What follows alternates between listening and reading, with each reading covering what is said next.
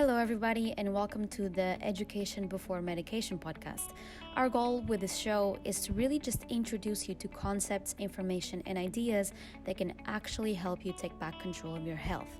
So, join us once a month where me, Dr. Maria, and my friend and healthcare expert Tas will be having a conversation about lifestyle medicine and how you can leverage your habits to create powerful change in your health and in your family's health.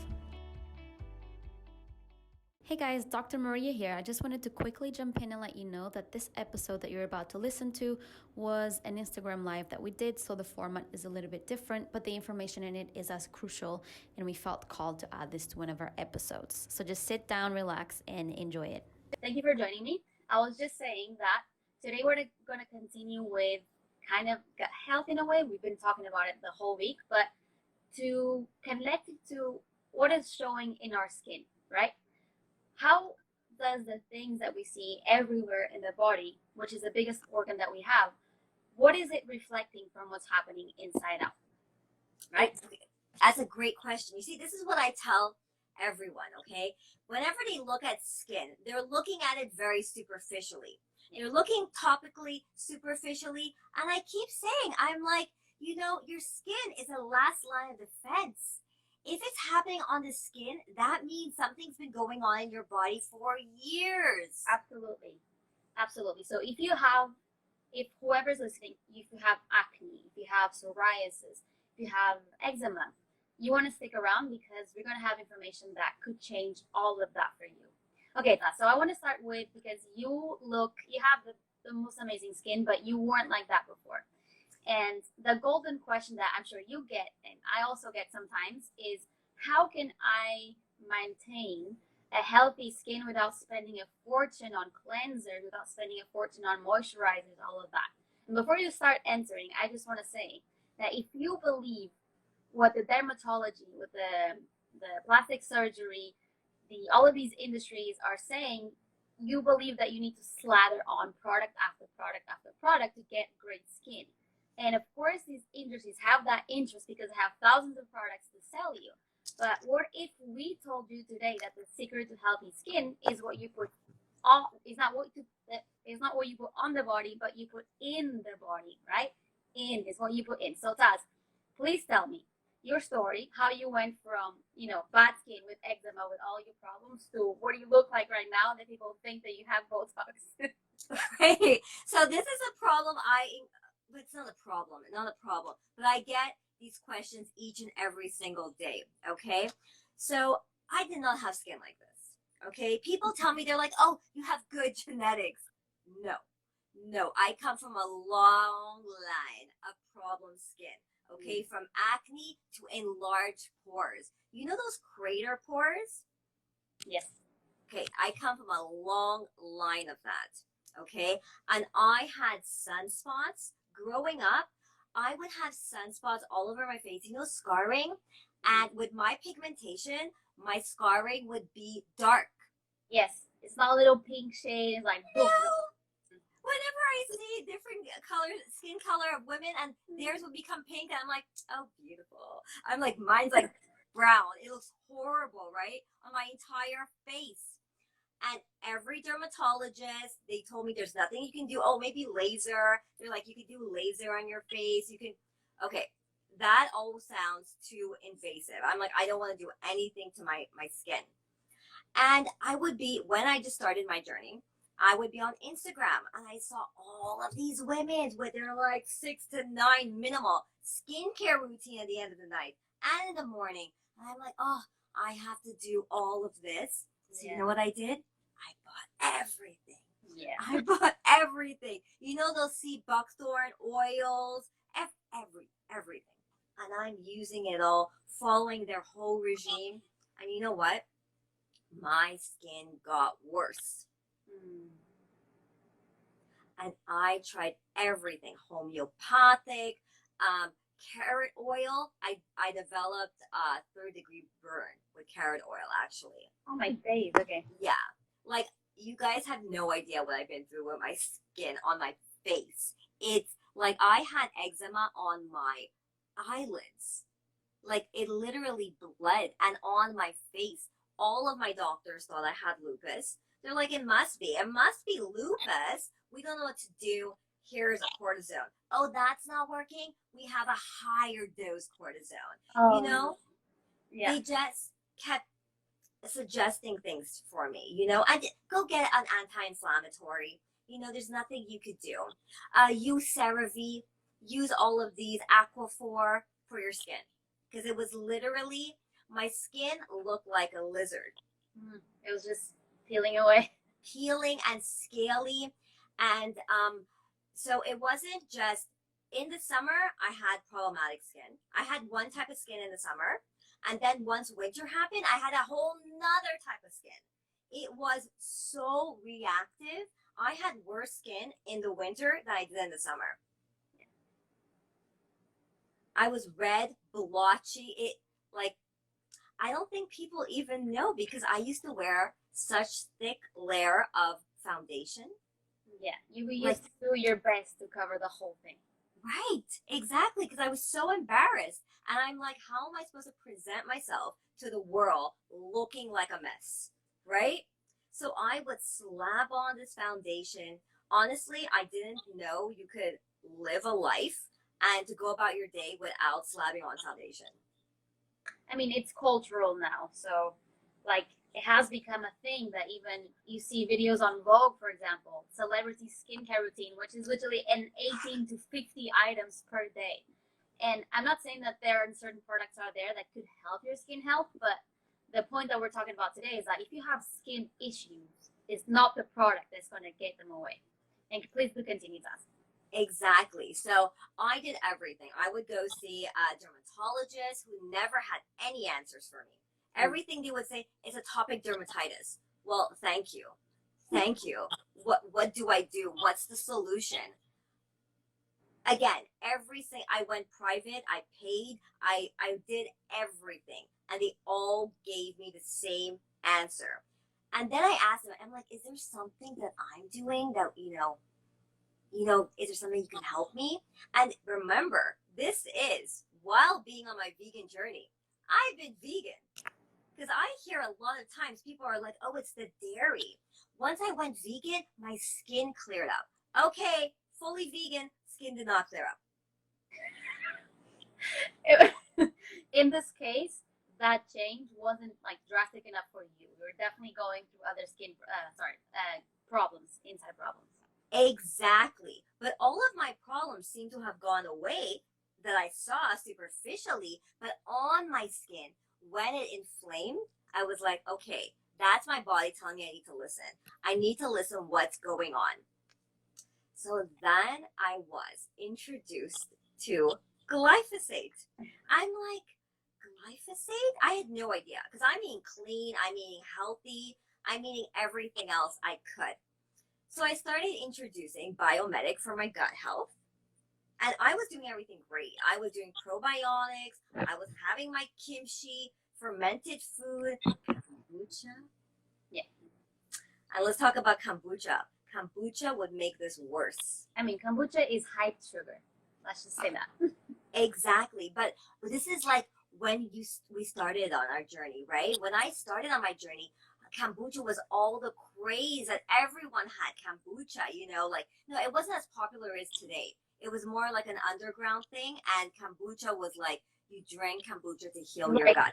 The probiotic or something. Exactly. Like right? So I would be downing kombucha like nobody's business, right?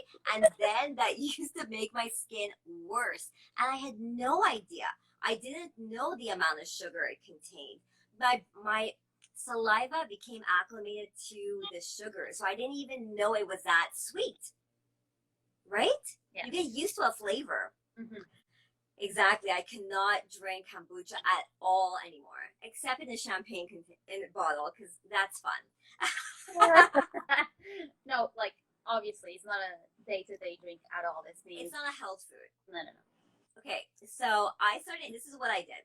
I started introducing the Biomedic to my life. Number one. Second, I'm like, what else can I do for skincare, right? For inner skincare. So then I started introducing astaxanthin. Astaxanthin, which is a red algae. and I started introducing it in the form of super xanthan. Okay, so this is a raw organic form, because when you go to the health food store and you buy it, all of the the astaxanthins contain oil. Yeah. Yeah. Yeah, and my body, and I think a lot of people's bodies are very sensitive to oils being introduced, right? You need to become very in tune with your body. So I started introducing the astaxanthin in my life. Mm-hmm. And another secret, kamut.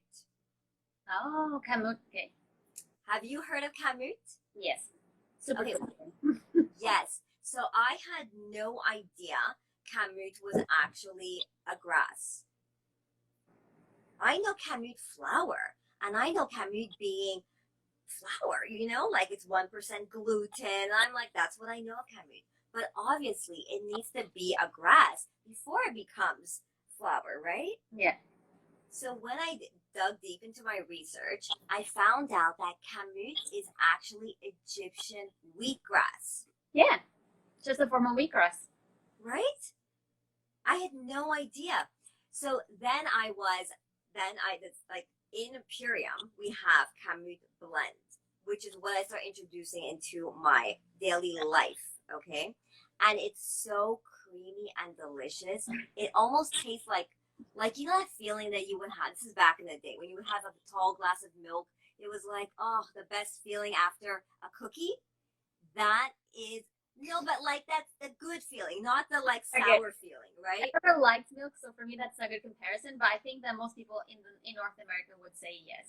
Right. Well, that's how my husband describes it. It's like a tall glass of milk, and I'm like, I remember milk always being like sour for me, but the way he described it, a lot of people described it that way. So it's very creamy and delicious. So I started introducing that into my life, and then I heard this. Okay, in the Egyptian time, there was two things in the pyramids, okay, that they said was going to help heal the world.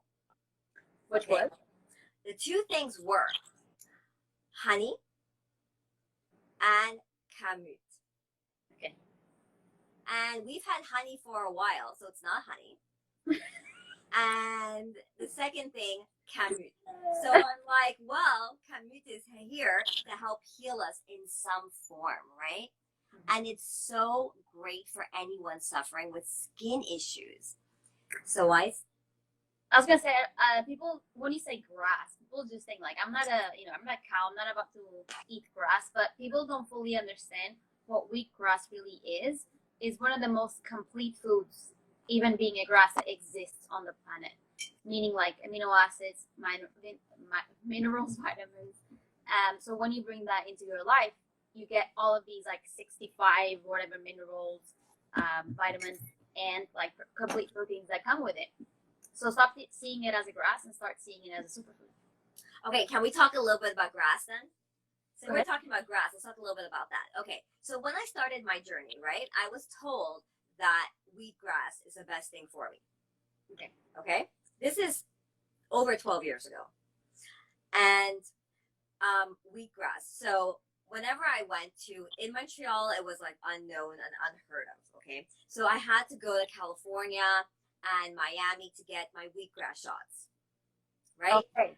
Yeah, and they had like the Hippocratic Institute in like Florida, and they would juice it fresh. Yeah. Okay, so I would go there and I would order wheatgrass all the time, and I would they would press it, you know how they do it, and I would take a shot of that wheatgrass.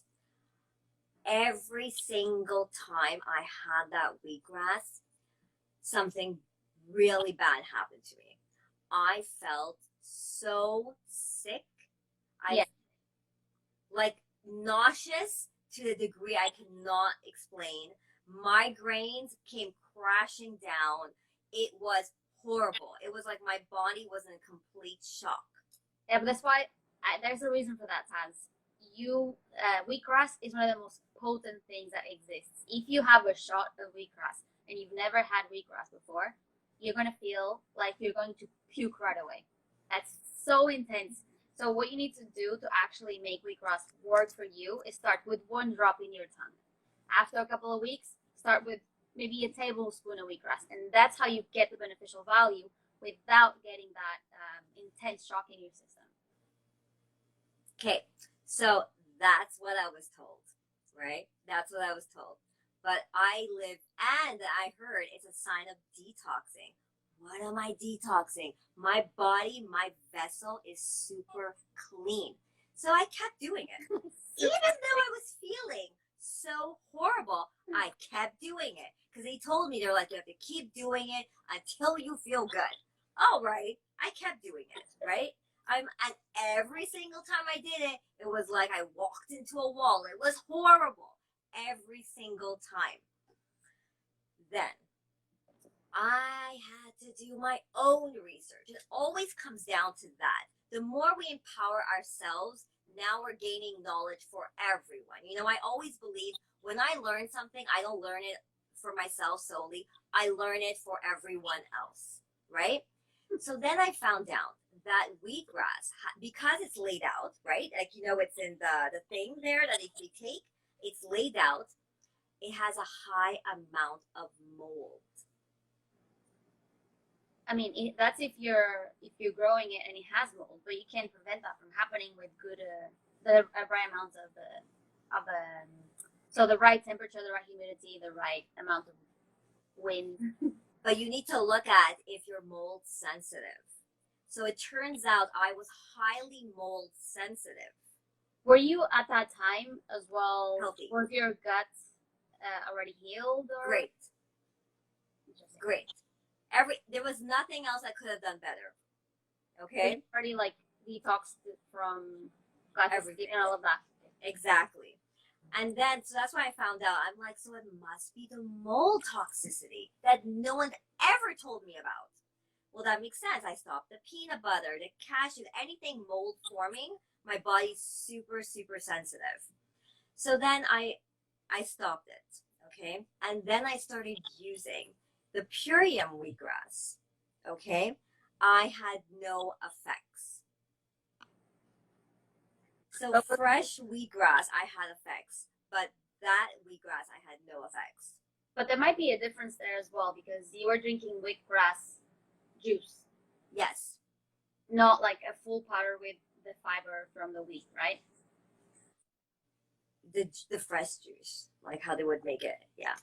Yeah, so like that's a very different, how do you say, reaction to the body versus when you have the full, like let's say, still the full grass on a like with the powder and you get the fiber in it, like a very different reaction from the body. So does that count with the frozen ones as well? The frozen ones are still juice, right? Right. So yeah. So that would be the only form that I had it with. Like you would have it what, like a sprout? What do you mean? Because you wouldn't eat the wheatgrass by itself. I mean, it has to be processed. Right, exactly. Otherwise your body won't be able to digest it. No. Exactly. So what fibers? You need to juice it.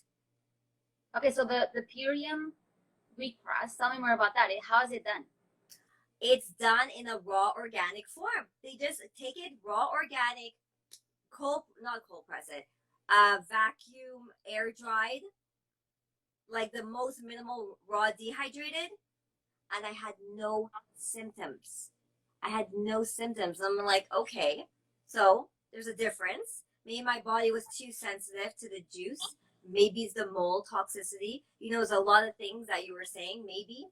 I don't know, but I stay away from it completely. But it's not the wheatgrass the problem, because I thought it was the wheatgrass. No, it's not the wheatgrass. It was the mold, yeah. It was, exactly. Let's not give wheatgrass a bad reputation. No, wheatgrass is amazing. Yeah. No, I love it. It's amazing. But I'm just saying you have to be aware in what form you take it. Like everything else. What works for the body, yeah. Exactly. And you cannot just believe what people say, okay, this is going to help your overall health. How does it make you feel? Because everyone says wheatgrass is great for you. But in the juice form, it didn't work for me. Right? Yeah. So it's really important to be in tune with your body. So I started introducing the kamut grass, the barley grass juice, which I love, and the super xanthan and the biomedic. And is that when like your, let's say, face completely shifted, or that happened before you introduced those? No. I needed those for my skin to change. My skin would not change at all. And I stopped using all of those products. So now my skincare is like nothing. Like a face wash and like a cream, and that's it. Like I don't do all these things I see these girls do. I just do the most minimal. And I'm like, the less, the better. Don't be so harsh with your skin. Yes, the less products, the better. We have to be really cautious with what products we're buying and from whom. Like even sunscreens are extremely toxic. People think, oh, I'm gonna go outside, let me lather on the sunscreen. I don't. If you just simply tap on Google sunscreen and carcinogen, so many companies have known carcinogens in their sunscreens, and people are putting that in their skins, thinking it's protecting from the sun, but it is instead putting inside their body actual known carcinogens, meaning like cancer-causing elements. So it's important to also know not to give issues to your skin by what you're putting in your skin. Yes, so I actually want to talk about sunscreen tomorrow. I think we could do a part 2 of skincare tomorrow, because sunscreen now has become beautiful outside. Everyone's slapping on sunscreen, and let's look at what is actual good for our skin and what's not, because that's another journey. I'm very sun sensitive. Like for someone of a darker complexion, my skin is like a redhead. Yeah. But now you probably can stay out in the sun much longer because your body is much capable of protecting you from the damage that the radiation will give you. Or exactly. Okay, so I know that we have to finish in 5 minutes. So let's wrap this up with useful to-dos. Okay. So you have a lot of things that people can start using today to clean their gut, clean their diets, and see those skin issues disappear. But at the same time, with those implementations, there's also a couple of things that you can do. Number one, I think probably the biggest one, dairy. I know that it didn't affect you, but dairy is one of the biggest culprits for acne in general because it's very hormonal, because all you're eating is hormones from a pregnant cow. So a lot of people who just simply cut dairy see that difference right away. Number two, sugars. Listen to me. Even if you cut dairy and your diet is full of sugar, your skin will continue to react, and you'll continue to feed bad bacteria and feed fungus and all of those problems that cause psoriasis, cause eczema, etc. Then, can I talk a little bit about sugar? Sugar is not just a form of sugar. It could be white bread, anything white. Flour. Okay, exactly. Flours, you have to look beyond sugar itself, the form of sugar. Ketchup, I mean, there's so many forms. Yes, there's so many forms. Number three, and this is where Tas is an expert, fix gut imbalances. If your gut is all messed up, your skin is all messed up at the same time. So you have to make your gut, you have to remove the dysbiosis, meaning the imbalances that are happening. And that can happen through a lot of products that you can add into your life as superfoods. That meaning, for example, the kamut blends that Tas was talking about, the barley grass that Tas was saying, also the biomedic, one of the biggest, most impactful products for your gut, because it helps remove glyphosate and fix the gut lining of your gut. And then number four, I think it was number three. Eat a lot of omega-3 rich foods. And I'm not saying fish. I'm not saying fish at all. I'm actually talking what the fish actually eats. A lot of algae, seaweed, and even things like flaxseed give you great amounts of omega-3 fatty acids. That's great for the skin. Number five, exercise. Exercise, because you bring, blood flow into the skin. It helps regenerate. It helps clean. It helps the lymphatics clean your body from these toxins. Yeah. Have 2 more minutes. What else can I say? Number 6, number 7. What else? Be gentle with your skin. Products. Watch out for what you put in your skin, because your reactions could be coming from a product that you're using. A lot of toxins in them. And we can talk about clean products tomorrow. What brands to go for. etc. Also, stress levels, people. Stress can affect and exacerbate so much of the psoriasis people have. Like people who have psoriasis and are trying to do as much as they can to like clean out their bodies, nothing happens because they're living such a stressful, negative life, and that needs to go too with some sort of, let's say, meditation, something you find to release stress and negativity. And then, like that said, be careful with products. I think that's all I have to say. Beautiful. Beautiful. Well, thank you everyone for tuning in. Hey everybody, and thank you so much for watching and being part of this community. If you haven't already, just be sure to subscribe. You're going to get weekly videos on the most important health topics and daily practices you need to be applying in your life so that you can just start thriving instead of simply surviving.